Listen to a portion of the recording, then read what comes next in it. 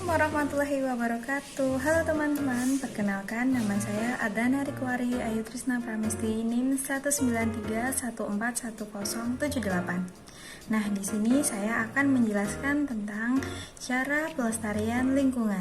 Tahukah kamu apa pelestarian lingkungan itu? Pelestarian lingkungan adalah usaha untuk selalu memelihara lingkungan agar lingkungan yang telah ada tidak rusak.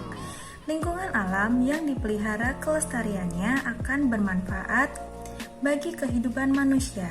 Misalnya, menjaga dan merawat pohon sehingga pohon dapat memberikan udara segar bagi manusia. Banyak cara yang dapat kita lakukan untuk menjaga kelestarian lingkungan. Salah satunya dengan membuang sampah pada tempatnya.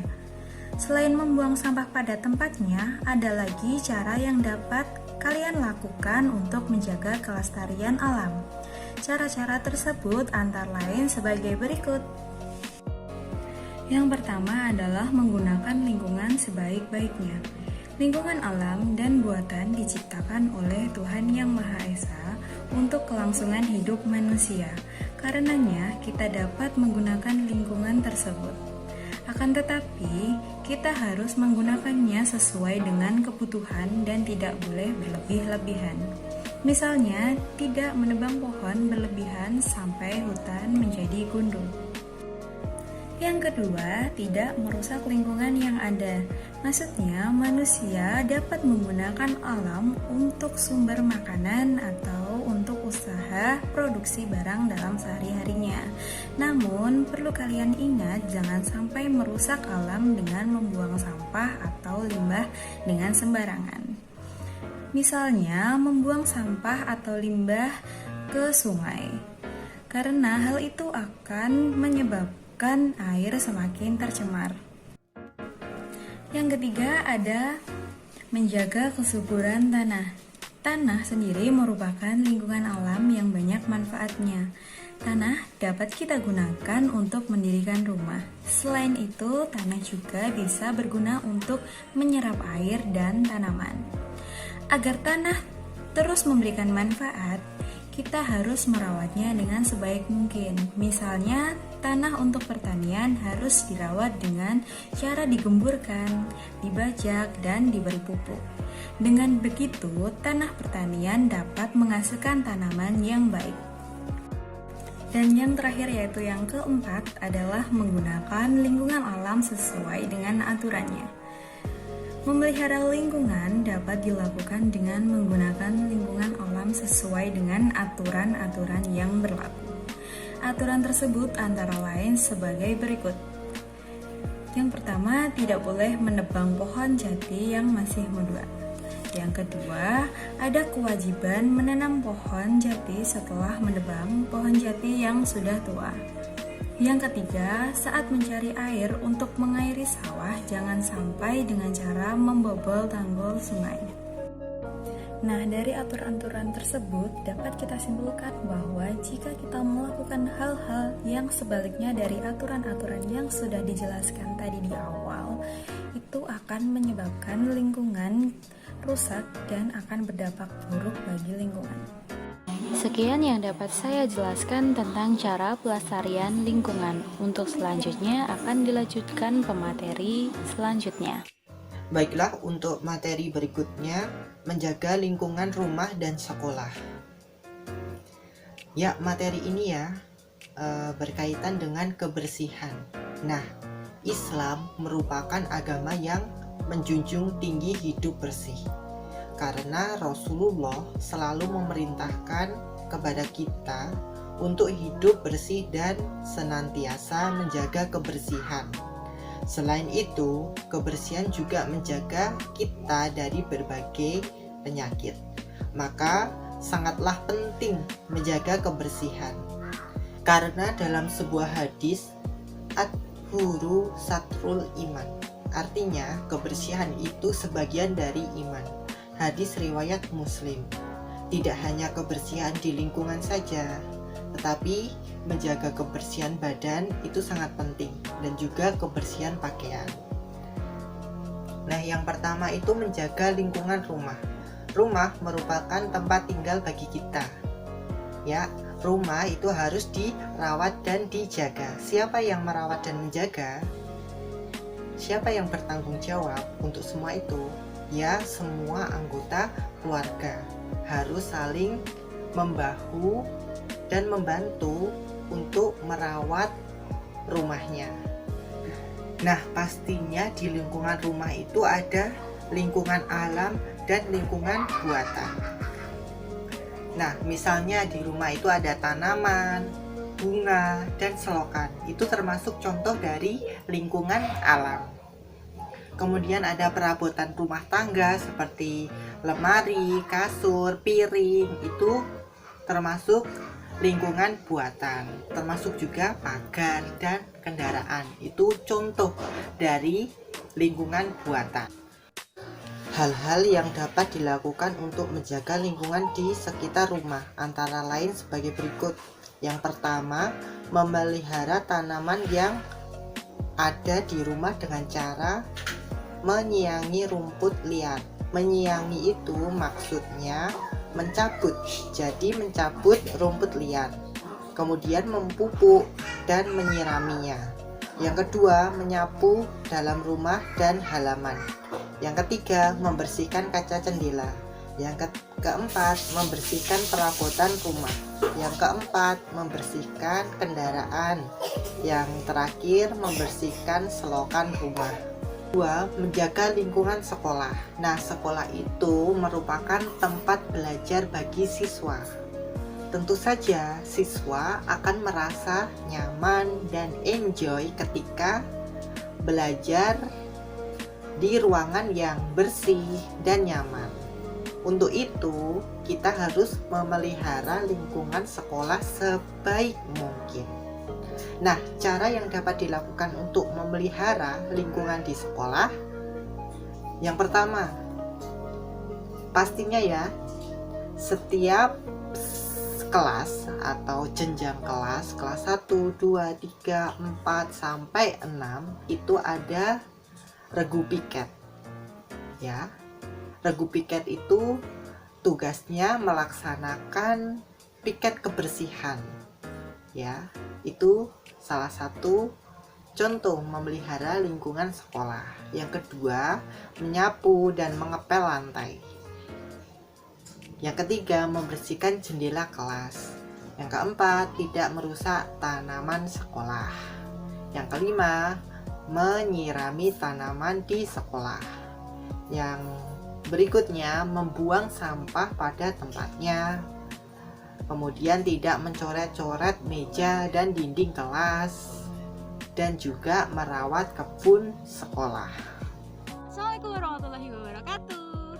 Hai teman-teman semua, di sini Kak Desi NIM 1931411084 dari Prodi PKMG kelas 5C bakal nerusin materi terkait menjaga lingkungan di masyarakat. Teman-teman di sini pernah ikut kerja bakti nggak? Jadi di sini kita akan menjelaskan terkait penjagaan lingkungan masyarakat. Salah satu contohnya adalah kerja bakti. Selain di rumah dan sekolah, kita diwajibkan untuk menjaga lingkungan masyarakat. Jadi apa sih lingkungan masyarakat itu? Lingkungan masyarakat adalah lingkungan di sekitar rumah dan tetangga. Misalnya lingkungan rukun tetangga atau yang sering kita sebut dengan RT.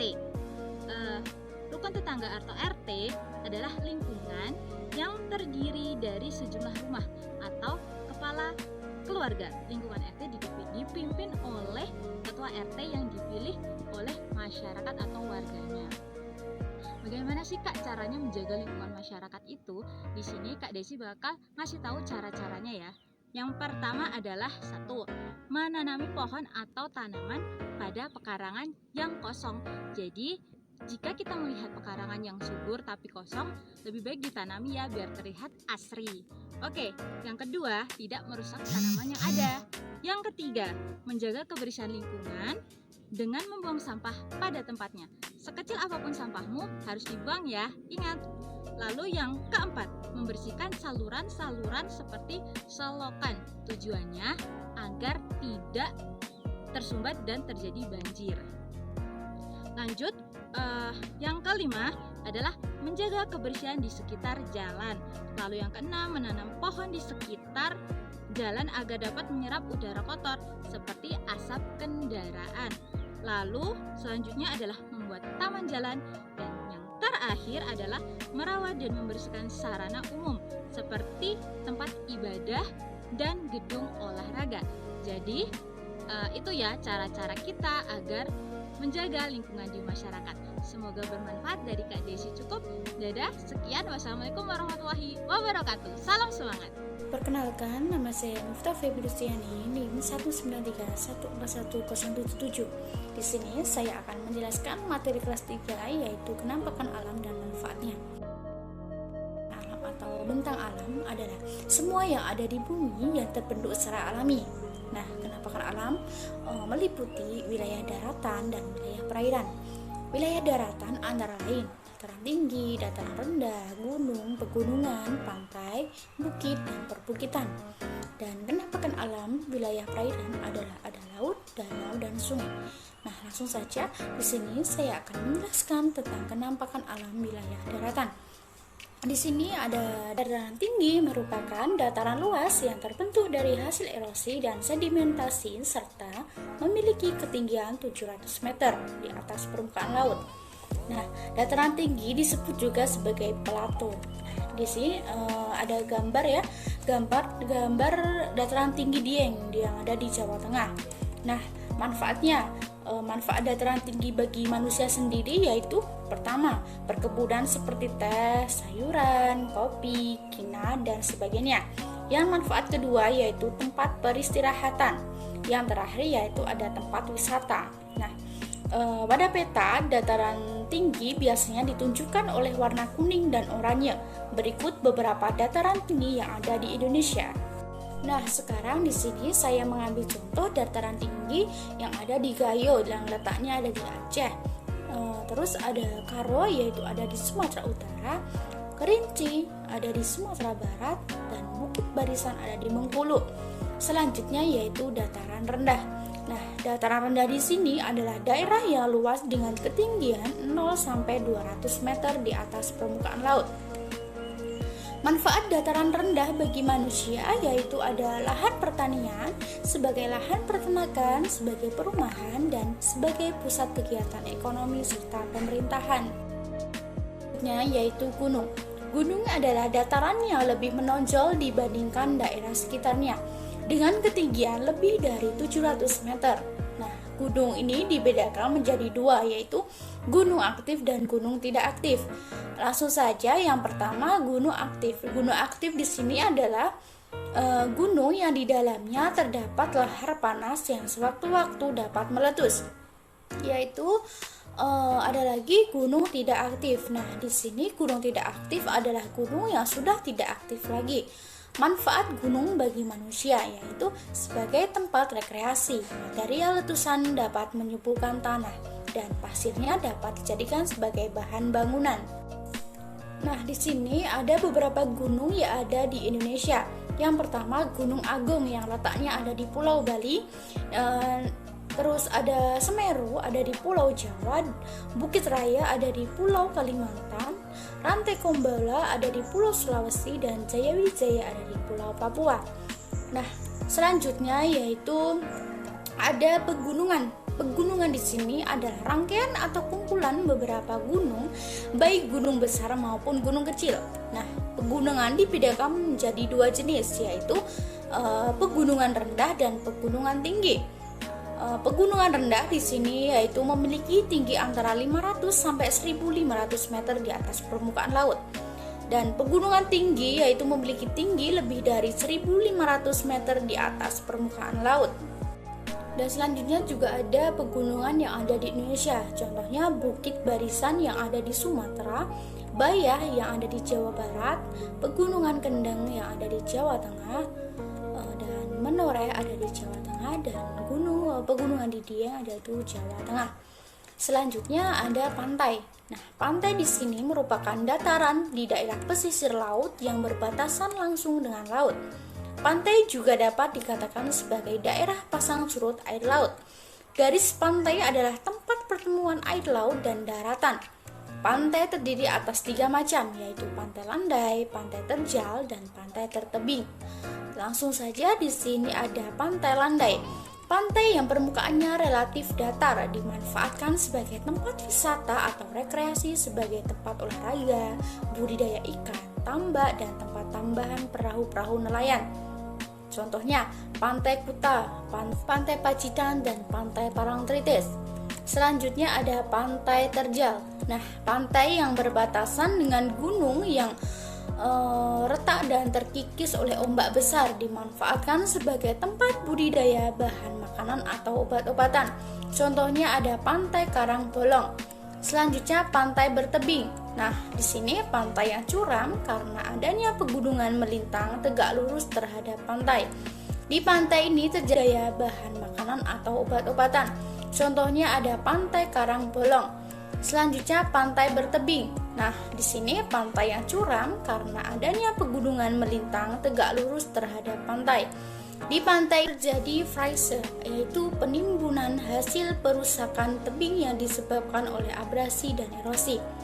Berikut beberapa pantai yang ada di Indonesia. Yang pertama, Pantai Kastih yang letaknya ada di Aceh, dan Pantai Cermin yang ada di Sumatera Utara, dan Air Manis yang ada di Sumatera Barat, Nongsa ada di Riau, dan Ancol ada di DKI Jakarta.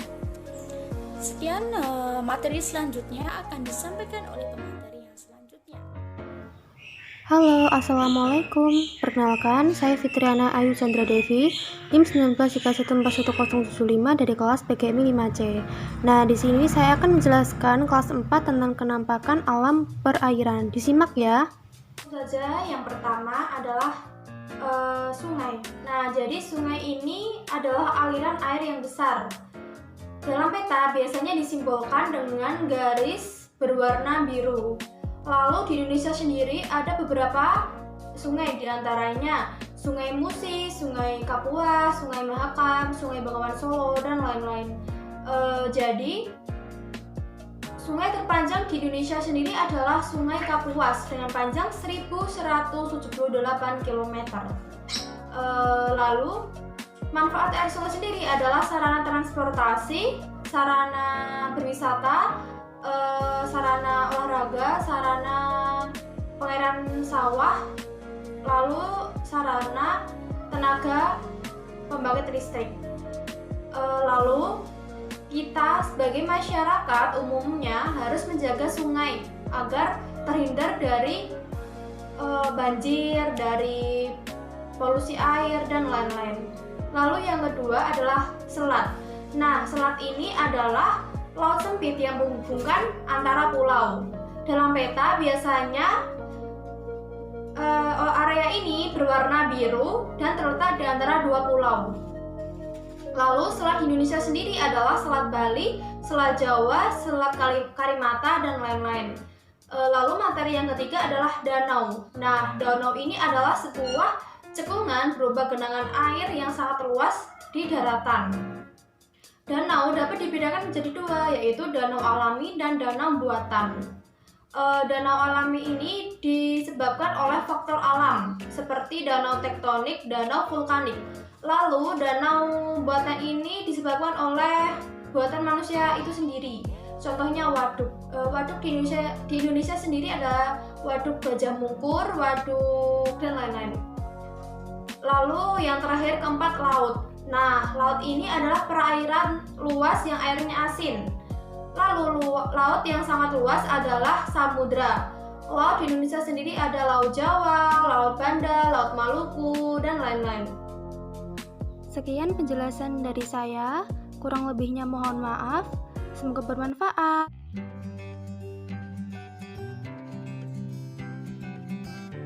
Di sini dengan saya Putri Sahila Miranda dengan NIM 193141088 dari PGMI 5C.